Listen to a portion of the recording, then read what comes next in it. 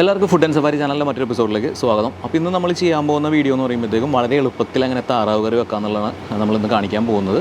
അപ്പോൾ ബാച്ചിലേഴ്സിനും അതുപോലെ താറാവ് കറി വെക്കാൻ അറിയാൻ പാടില്ലാത്ത, അതായത് തീരെ കറി വെക്കാൻ അറിയാൻ പാടില്ലാത്ത ആൾക്കാർക്ക് വരെ വളരെ എളുപ്പത്തിൽ നമുക്കിത് ചെയ്യാൻ പറ്റുന്ന തരത്തിലാണ് നമ്മളിന്ന് കാണിക്കാൻ പോകുന്നത്. അപ്പോൾ നമ്മളിതിന് മുന്നേ താറാവ് മപ്പാസിൻ്റെ വീഡിയോ ചെയ്തിട്ടുണ്ട്, അതുപോലെ താറാവ് റോസ്റ്റ് ചെയ്യുന്ന വീഡിയോസൊക്കെ ചെയ്തിട്ടുണ്ട്. അതിൽ നിന്നൊക്കെ കുറച്ച് വ്യത്യസ്തമായിട്ട് നമ്മൾ വീട്ടിൽ കിട്ടുന്ന തരത്തിൽ തന്നെ, അതായത് ഒരുപാട് കാഷ്നട്ടും അതുപോലെ തേങ്ങ അരച്ചിട്ട് ചേർക്കണം, അല്ലെങ്കിൽ തേങ്ങ വറുത്ത് ചേർത്ത് താറാവ് കറി വെക്കാറുണ്ട്, തേങ്ങാപ്പാൽ ചേർത്തിട്ട് വെക്കാറുണ്ട്. അപ്പോൾ അത്തരത്തിൽ അങ്ങനെയുള്ളൊരു കോംപ്ലിക്കേഷൻ ഒന്നും ഇല്ലാതെ തന്നെ നമുക്ക് വളരെ എളുപ്പത്തിൽ ഒരു കുക്കർ ഉണ്ടെന്നുണ്ടെങ്കിൽ നമുക്കൊരു നിസ്സാര സമയം കൊണ്ട് നമുക്ക് ചെയ്തെടുക്കാൻ പറ്റുന്ന തരത്തിലുള്ള ഒരു താറാവ് കറിയാണ് നമ്മളിന്ന് പരിചയപ്പെടുത്താൻ പോകുന്നത്. അപ്പോൾ ഇതിലേക്ക് നമുക്ക് സവാള, ഇഞ്ചി, പച്ചമുളക്, വെളുത്തുള്ളി, ഇത്ര ഐറ്റംസ് വേണം. പിന്നെ കറിവേപ്പില വേണം.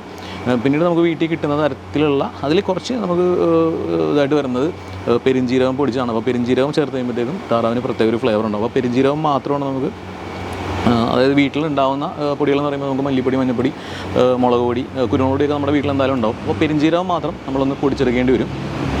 പിന്നീട് നമ്മളതിലേക്ക് ചേർക്കുന്ന കുറച്ച് വിനാഗിരി ചേർക്കുന്നുണ്ട്, വെളിച്ചെണ്ണ. അപ്പോൾ ഇത്ര ഐറ്റംസ് ചേർത്തിട്ട് ഉണ്ടാക്കുന്നത് വളരെ ടേസ്റ്റിയാണ്. അതുപോലെ വളരെ എളുപ്പത്തിൽ നമുക്ക് ഉണ്ടാക്കാൻ പറ്റുന്ന ഒരു താറാവ് റോസ്റ്റ് നമ്മൾ ഇന്ന് കുക്കറി ചെയ്യാനാണ്. അപ്പോൾ അതിൻ്റെ വീഡിയോ നമുക്കൊന്ന് കാണാം. അപ്പോൾ നമുക്ക് വളരെ എളുപ്പത്തിൽ നമുക്കൊരു താറാവ് കറി നമുക്ക് തയ്യാറാക്കാം. അപ്പോൾ അതിനുവേണ്ടി ഞാൻ ഒരു താറാവ് എടുത്തിട്ടുണ്ട്.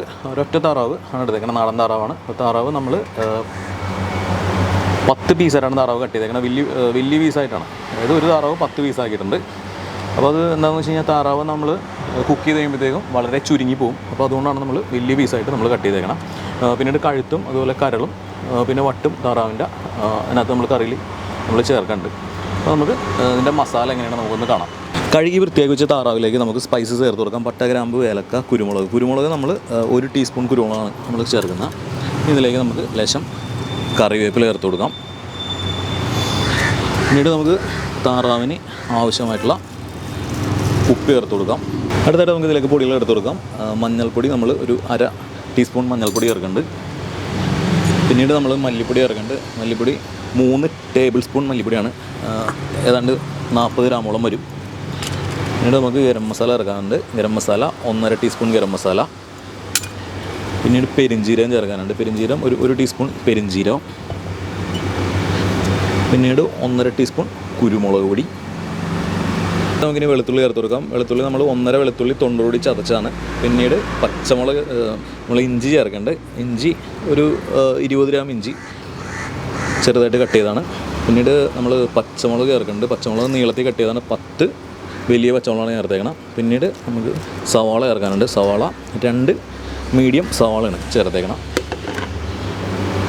ഇതിലേക്ക് നമുക്ക് കുറച്ച് വിനാഗിരി ചേർത്ത് കൊടുക്കാം. ഒരു 30 മില്ലി വിനാഗിരി ചേർത്തിട്ടുണ്ട്. പിന്നെ നമുക്ക് അടുത്തായിട്ട് താറാവിന് ആവശ്യമായിട്ടുള്ള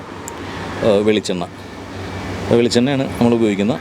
നമുക്ക് ഒരു 50 മില്ലി വെളിച്ചെണ്ണ ചേർത്ത് കൊടുക്കാം. ഇത് നമുക്കത് നല്ലോണം കൈ കൊണ്ടൊന്ന് മിക്സ് ചെയ്ത് പിടിപ്പിക്കാം താറാവിലേക്ക്. അപ്പോൾ നമ്മൾ താറാവിലേക്ക് മസാല നല്ലോണം മിക്സ് ചെയ്ത് പിടിപ്പിച്ചിട്ടുണ്ട്. ഇനിയിപ്പോൾ താറാവ് നമുക്ക് നേരെ ഒരു കുക്കറിലേക്ക് മാറ്റിയിട്ട് ഒരു 4 വിസിൽ നമുക്ക് മൂടി വെച്ച് വേവിക്കണം. അപ്പോൾ ഇനി അടുത്തായിട്ട് നമുക്ക് മസാല മിക്സ് ചെയ്ത താറാവ് നേരെ നമുക്ക് കുക്കറിലേക്ക് നമുക്ക് ചേർത്ത് കൊടുക്കാം.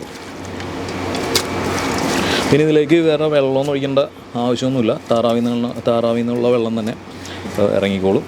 അപ്പോൾ മസാല എല്ലാം നമ്മൾ ചേർത്തിട്ടുണ്ട്. ഇനി അടുത്തായിട്ട് നമുക്ക് നേരെ മൂടി വെക്കുക.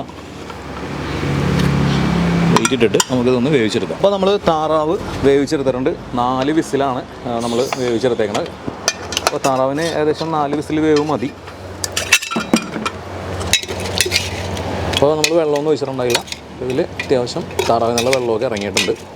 ഇനി നമുക്കൊന്ന് കുറുക്കിയെടുക്കാം. അപ്പോൾ നമ്മൾ ചീനച്ചട്ടി അടുപ്പത്ത് വെച്ച് കൊടുത്തിട്ടുണ്ട്. ആ ചീനച്ചട്ടി ചൂടായിട്ടുണ്ട്. അതിലേക്ക് നമുക്ക് കുക്കറിൽ വേവിച്ച താറാവ് നമുക്കിതിലേക്ക് ചേർത്ത് കൊടുക്കാം. അപ്പോൾ ഇതിൽ ഒരുപാട് വെള്ളമൊന്നും ഉണ്ടായിരുന്നില്ല. അപ്പോൾ എന്നാലും ഇതൊന്ന് താറാവിലേക്ക് എല്ലാം നല്ലോണം ഒന്ന് യോജിച്ച് ചേരാൻ വേണ്ടിയാണ് നമ്മൾ ഈ ഒരു ഉരുളിയിലേക്ക് ഇട്ട് കൊടുത്തത്. ചെറിയൊരു കടായി ചട്ടിയിലേക്ക് ഇട്ടേക്കണം. അത് ജസ്റ്റ് ഒന്ന് നമുക്ക് ചൂടാക്കി ഈ ഗ്രേവി ഒന്ന് നമുക്ക് നല്ലോണം വറ്റിച്ച് നമുക്ക് ഒരു റോസ്റ്റ് പരിവോക്കി എടുക്കാം. അപ്പോൾ നമ്മുടെ ഡക്ക് റോസ്റ്റ് റെഡി ആയിട്ടുണ്ട്. അപ്പോൾ നമ്മൾ കുക്കറിൽ വെച്ചപ്പോഴത്തേക്കും ഈ ഒരു താറാവിൽ നിന്ന് ഇറങ്ങിയ വെള്ളം അത് ജസ്റ്റ് ഒന്ന് വറ്റിച്ച് എടുക്കാൻ വേണ്ടി മാത്രമാണ് നമ്മൾ ഈ ഒരു അടുപ്പത്തേക്ക് വെച്ചേക്കണം. അപ്പോൾ നല്ല തിക്ക് ഗ്രേവി ആയിട്ടുള്ള ഒരു ഡക്ക് റോസ്റ്റ്, അതായത് താറാവ് റോസ്റ്റാണ് നമുക്ക് കിട്ടിയേക്കണം. വളരെ എളുപ്പത്തിൽ ചെയ്യാൻ പറ്റുന്ന തരത്തിലാണ് ഞാനിപ്പോൾ ഈ ഒരു വീഡിയോയിൽ കാണിച്ചേക്കണം.